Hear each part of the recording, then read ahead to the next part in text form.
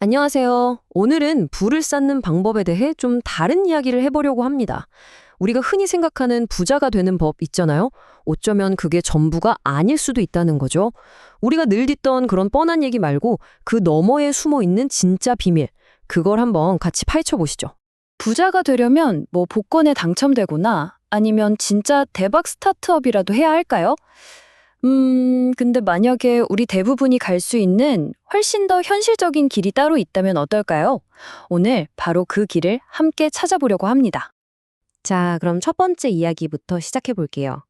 우리가 전통적으로 부자가 되는 길이라고 하면 딱 떠오르는 것들이 있죠. 근데 현실적으로 파고들면요. 우리 앞에 놓인 문은 사실상 딱 하나뿐이고, 와, 그 문을 통과하는 게 정말 보통 일이 아닙니다. 자, 바로 이 세 가지죠. 첫째, 복권 당첨. 뭐 이건 사실상 확률이 거의 없다고 봐야겠죠.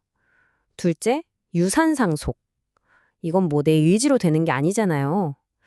그럼 남는 건 딱 하나. 사업 성공뿐인 겁니다. 근데 이 창업이라는 게 말처럼 쉽나요? 흔히 뼈를 깎는다고 하잖아요. 내 아이디어, 내 돈, 내 시간, 내 팀, 정말 모든 걸 걸고 살아남기 위해 발버둥 쳐야 겨우 기회를 잡을까 말까 한 그런 험난한 길이죠. 솔직히 대부분의 우리에겐 너무 멀게 느껴지는 게 당연해요. 그런데 말이죠. 여기서 생각을 한번 확 바꿔볼 필요가 있습니다. 두 번째 핵심인데요. 만약에 회사를 내가 직접 피땀 흘려 만들지 않고도 그 회사의 주인이 될 수 있다면요? 이게 바로 오늘 이야기의 하이라이트, 남의 성공에 올라타는 방법입니다. 여기 이 표를 보시면 딱 감이 오실 거예요. 창업자는 정말 모든 리스크를 짊어지고 맨 땅에 헤딩하는 거라면 투자자는 이미 잘 달리고 있는 성공한 회사의 일부를 사는 겁니다. 주인이 되는 거죠. 내 모든 걸 거는 대신에 다른 사람의 성공에 현명하게 올라타는 거예요. 그래서 주식이라는 걸 이렇게 다시 생각해 볼 수 있어요. 무슨 복잡한 차트나 기술이 아니라 그냥 아주 잘 나가는 비즈니스의 한 조각이다. 이렇게요. 주식을 산다는 건 그 회사의 주인이 된다는 아주 단순하면서도 강력한 뜻을 가지고 있는 겁니다. 아니, 그럼 어떻게 시작해야 하냐고요? 아주 간단하고 명확한 4단계가 있어요. 우선 내가 잘 알고 관심 있는 분야에서 1등하는 회사를 찾는 거예요. 그리고 매달 꾸준히 정말 단 한 주라도 괜찮으니까 사 모으는 거죠. 그리고 제일 중요한 건 이거 내 회사다라는 마음으로 보고서도 좀 들여다보고 이상한 소문에 흔들리지 않고 길게 보는 겁니다. 자, 이렇게 주인이 되는 법을 알았다면 이제 세 번째 단계로 넘어가야 합니다. 이게 어쩌면 가장 중요할 수도 있어요. 진짜 부의 비밀은 통장에 찍힌 숫자가 아니라 돈을 대하는 우리의 마음가짐에 있거든요. 모든 변화는 바로 여기서부터 시작됩니다. 네, 바로 이 한 문장입니다. 이 분석의 바탕이 된 자료에서 가장 강조하는 철학인데요. 돈을 그냥 종이 조각이나 숫자로 보는 게 아니라 감정과 의지를 가진 하나의 인격체로 대하는 순간 모든 게 달라지기 시작한다는 거죠. 이거 정말 재미있는 생각 아닌가요? 돈이 감정을 느껴서 자기를 소중하게 다뤄주는 사람한테는 이자나 배당 같은 자식들을 데려오고 자기를 함부로 대하는 사람한테서는 떠나버린다고 상상해 보세요. 그럼 우리가 돈을 쓰는 모든 순간이 훨씬 더 신중해지고 감사해지지 않을까요? 이 짧은 이야기가 모든 걸 설명해 줍니다. 한 사람은 에이, 이거 얼마 안 된다고 동전을 길에 던져버렸는데 다른 한 사람은 그걸 마치 보석처럼 소중하게 주었다는 거예요. 아무리 작은 돈이라도 존중하는 이 태도, 이게 바로 부자들이 가진 돈의 인격에 대한 깊은 이해인 거죠. 자, 이제 주인의 마인드까지 장착했다면 네 번째, 좀 더 실전적인 전략이 필요합니다. 시장이 막 출렁일 때 거기에 같이 휩쓸려 다니는 게 아니라 오히려 그 감정을 역으로 이용할 줄 아는 지혜가 필요한 거죠.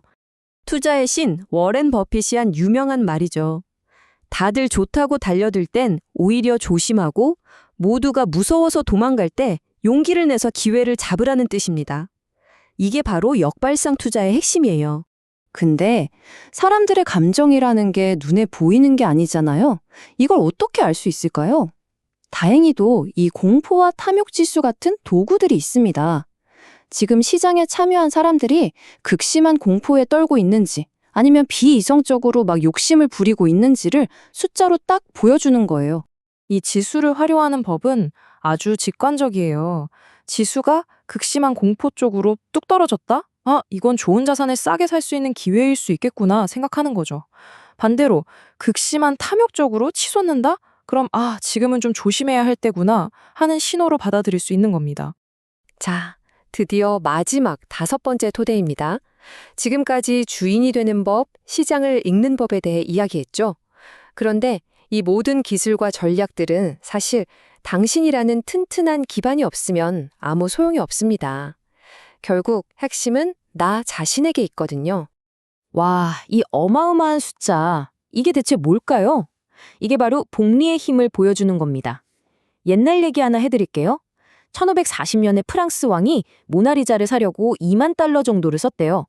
근데 만약에 그 돈을 쓰지 않고 연 6%로 어딘가에 쭉 묻어뒀다면 지금 얼마가 되어 있을까요? 무려 1000주 달러. 그러니까 우리 돈으로 100경원이 넘는 돈이 됐을 거라는 계산이 나와요. 정말 믿기지 않죠? 이게 바로 시간과 복리가 만나서 만들어내는 마법 같은 결과인 겁니다.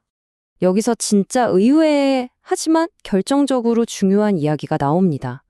부를 쌓는데 가장 중요한 도구가 뭐냐고요? 바로 당신의 몸입니다. 우리의 몸 상태가 돈에 대한 판단에 얼마나 큰 영향을 미치는지 알면 정말 깜짝 놀라실 거예요. 되게 재밌는 연구가 하나 있어요. 이스라엘 판사들이 점심시간 직전, 그러니까 배고플 때 가석방 신청을 거의 다 기각하더래요. 그러다 밥 먹고 나면 승인율이 다시 확 올라갔다고 합니다. 이게 뭘 의미할까요? 배고프고 피곤하면 냉정한 판단을 내릴 수 없다는 거죠. 돈도 마찬가지입니다. 계획 없이 100억이 있는 것보다 명확한 계획을 가진 1000만 원이 훨씬 더 강력합니다. 내 몸과 마음을 최상의 상태로 유지하고 흔들리지 않을 계획을 세우는 것. 이게 바로 모든 부의 진짜 기초 체력인 셈이죠.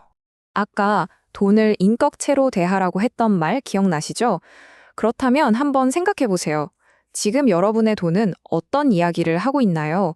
존중받으면서 차곡차곡 미래를 만들어가는 이야기를 하고 있나요? 아니면 무시당하고 충동적으로 흩어지는 슬픈 이야기를 하고 있나요? 앞으로 당신의 돈이 어떤 이야기를 만들어갈지는 전적으로 당신에게 달려 있습니다.